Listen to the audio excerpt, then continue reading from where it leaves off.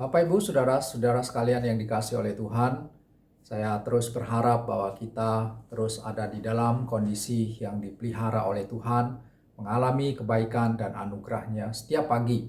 Dan pada pagi hari ini kembali kita akan melanjutkan perenungan firman Tuhan yang saya ambil dari 1 Yohanes pasal yang kedua ayat yang ke-17, dan bagian ayat ini berkata seperti ini. Dan dunia ini sedang lenyap dengan keinginannya, tetapi orang yang melakukan kehendak Allah tetap hidup selama-lamanya. Bapak Ibu, kita memperhatikan pada ayat-ayat sebelumnya, khususnya 15 dan 16, yang sudah kita renungkan pada 2 minggu yang lalu, di mana kita mengetahui bahwa di dalam dunia ini ada satu sistem kehidupan yang sangat bertentangan dengan kehendak dan juga dengan kebenaran Tuhan. Dan sistem kehidupan ini sangat cocok dengan keinginan daripada manusia yang berdosa, keinginan daging, keinginan mata, dan juga keangkuhan hidup.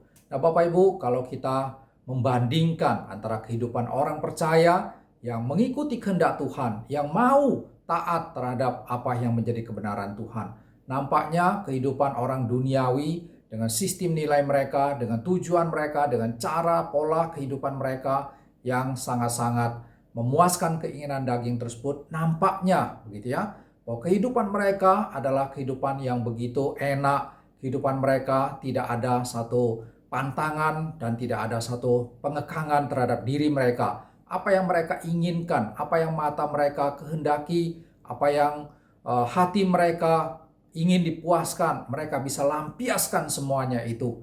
Nah, itulah sesuatu hal yang membuat orang percaya juga kadang bisa tergoda untuk mengikuti kondisi kehidupan yang demikian.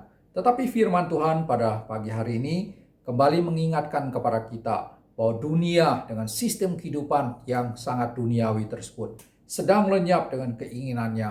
Dan firman Tuhan juga menegaskan, tetapi orang yang melakukan kehendak Tuhan akan hidup selama-lamanya. Nah, di sini kita mendapatkan satu gambaran bagaimana akhir cerita, bagaimana akhir daripada kisah orang yang hidup secara duniawi dengan orang yang hidup secara menuruti kehendak Tuhan. Nah, kita tahu bahwa di situ ada perbedaan yang sangat jauh sekali.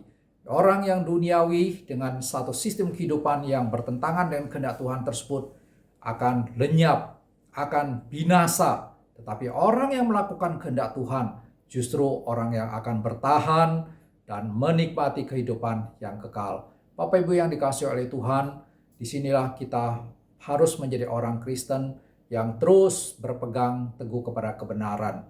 Bahwa hidup kita di dalam dunia ini adalah hidup yang harus ditentukan oleh nilai-nilai yang kekal, bukan oleh sesuatu yang menyenangkan kita, bukan oleh sesuatu yang memuaskan kita secara duniawi, secara kedagingan, secara keinginan mata atau keangkuhan hidup. Tetapi betul-betul bahwa kita membawa hidup kita, bahwa kita menyerahkan untuk seluruh keberadaan diri kita supaya boleh dibentuk oleh Tuhan. Sehingga di dalam pembentukan oleh Tuhan itu, maka kita bisa menjalani kehidupan yang sesuai dengan nilai-nilai kebenaran yang kekal daripada Tuhan.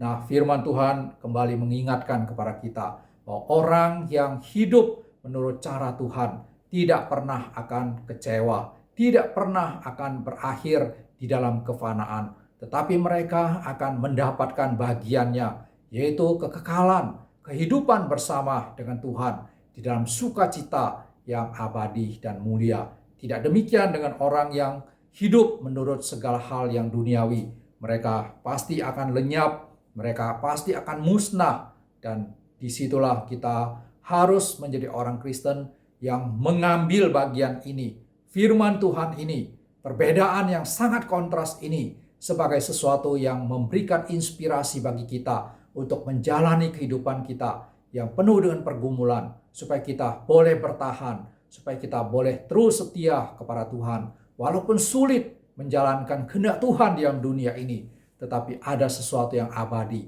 ada sesuatu nilai kekal yang boleh kita perjuangkan dan kita hidupi di dalam dunia ini. Satu bagian daripada firman Tuhan dari Amsal pasal yang ke-16 ayat yang ke-25 mengingatkan kepada kita. Di sana dikatakan ada jalan yang disangka lurus tetapi ujungnya menuju maut. Nah, ini sangat tepat dengan apa yang terjadi dengan sistem kehidupan duniawi tersebut. Orang merasa senang melakukannya, menikmatinya, tetapi pada akhirnya itu adalah sesuatu yang membawa kepada yang maut.